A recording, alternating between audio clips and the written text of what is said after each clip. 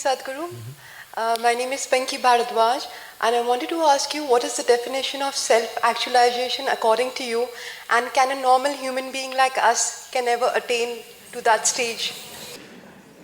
I must tell her, when we first, started teaching these inner engineering programs, the brochure, a little brochure we used to have used to say, from ordinary to extraordinary. So people come, it used to be a 14-evening program, and after second, third, they come and say, Sadhguru, nothing special is happening to me. I said, I never said something special will happen to you, but you said from ordinary to extraordinary. Yes, I said you will become more ordinary than others.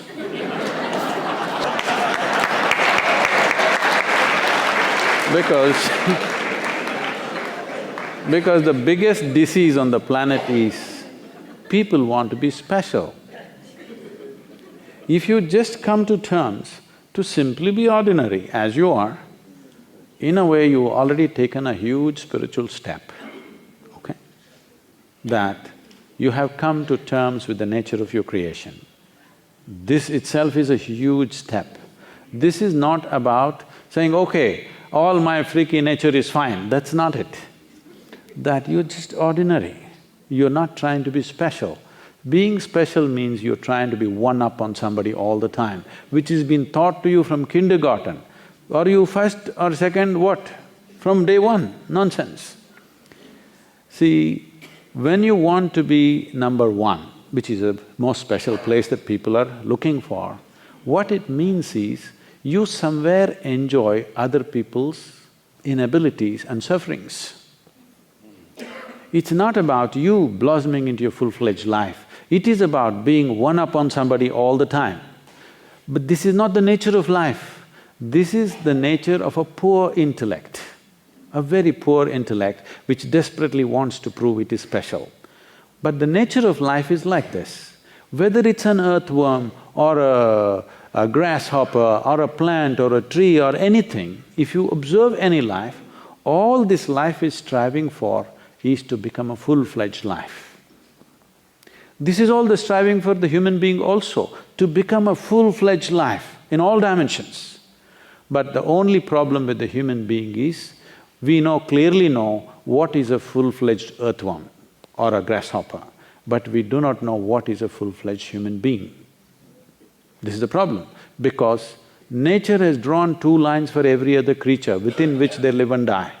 But for the human being, there is only bottom line and there is no top line, and that's what human beings are suffering. They are not suffering their bondages, they are suffering their freedom. This is a serious problem. In how many ways you are trying to create bondages for yourself, see, every day? Because you want something to bind you where you feel like you belong to something, otherwise what is this? In the middle of nowhere, I want you to just imagine, in this cosmos, you don't know where this goddamn solar system is, how the hell everything is held together. One simplistic story you can believe, okay, God is sitting there and rolling all these things, but that is… even a kindergarten child won't buy it in another 10-15 years, believe me. Yes, in another 15-20 years you will see a 5-year-old child will not buy this stuff. So, self-actualization, how do you know there is a self? Assumption again, isn't it? See, beliefs are like this. We can make you believe anything if we work hard enough on you from the day you're born. These beliefs have come with all kinds of conclusions. So, first and foremost thing is debrief yourself. Debrief yourself of culture, of religion, enjoy the culture. Culture is the color that we wear. You enjoy the culture, but culture is not an effective tool for search of truth, because what mess we do today is tomorrow's culture. That means what mess they did yesterday is today's culture. You think it is properly thought out? Everybody is doing their own stuff and that'll become tomorrow's culture, isn't it? The same way it's happened in the past. Don't think in the past everything was sacred and everything was wonderful, no. They were also confused, they did whatever they did, and that's our culture. Let's enjoy the culture, let's wear our culture, let's preserve our culture, let's nourish our culture, but that is not a tool for search of truth. For that, you have to debrief yourself completely. Then, if you debrief yourself completely, you don't know whether there is self or not. So how do you actualize a damn thing that you don't know whether it exists or not? So search becomes real, seeking becomes genuine.